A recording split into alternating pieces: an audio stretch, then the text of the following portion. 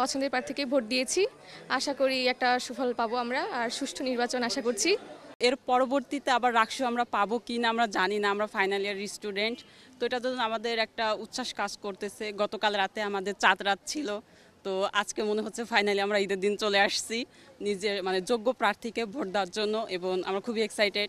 তো শাড়ি পরেই আসলে আসলাম যে একটু মেমোরি হয়ে থাক লাইফে। ঈদ ঈদ ফিল হচ্ছে, মানে কি বলবো, রমজানের পরে যেমন ঈদ আসে না, সেরকম আমাদের প্রচারণা থেকে শুরু করে আজকে এই যে আমরা ভোট দিতে আসি, সকাল সকাল ঘুম থেকে আমি না খেয়ে চলে আসছি, আমি এত এক্সাইটেড। আমিও না খেয়ে চলে আসছি, সকাল সকাল আমাদের ঘুম থেকে উঠে আসছি, আমি কিছু খাইনি। কালকে থেকে আমি খুব এক্সাইটেড যে আজকে ভোট দিবে, এত বছর পর ভোট হচ্ছে, 35 বছর পর যেহেতু। না খেয়ে আসিনি, আমি যথেষ্ট প্রিপারেশন নিয়ে এনার্জি নিয়ে আসছেন যে আজকে ভোট ভালো করে 43টা ভোট দিতে হবে। আমি মনে করি এটা আমাদের দায়িত্ব, সেই কারণে আমি খুব ভালোভাবেই রেডি হয়ে এসেছি। আমরা খুবই এক্সাইটেড ছিলাম যে ভোট দেওয়ার জন্য, সেই সকাল 8:30 থেকে আমরা এখানে দাঁড়িয়ে আছি। ভোট খুব সুন্দরভাবে হয়েছে, আলহামদুলিল্লাহ, আমাদের খুব ভালো লাগলো। এত বছর পর ভোট হওয়া মানে একটা ঈদের মতো আমেজ। আশা করছি ভোট সুষ্ঠুভাবেই হবে। ঢালাইয়ের সেরা প্রিমিয়ার সিমেন্ট। 36 বছর পর রাজশাহীতে রাষ্ট্রপতি এই নির্বাচন হলো।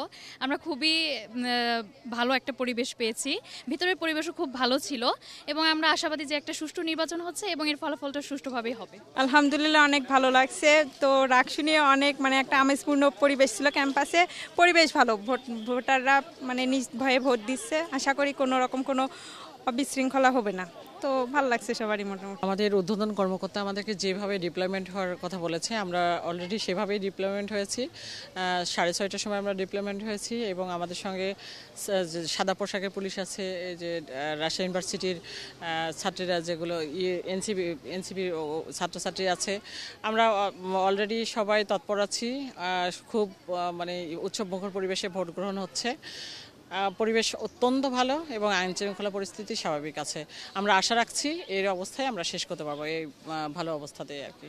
এটাই চাওয়া, মানে যেগুলো সুদূর প্রসারী চিন্তাভাবনা থাক কি সেটা ঠিক আছে, কিন্তু 1 বছরের মধ্যে যেগুলো করতে পারবে সেগুলো জানি করে অ্যাটলিস্ট। আসলে আপনারা জানেনই যে 35 বছর, দীর্ঘ 35 বছর পর রাকসু অনুষ্ঠিত হচ্ছে, সে কারণেই আসলে সকলে অনেক উৎসুক যে আমাদের প্রতিনিধি কারা আসতে পারে।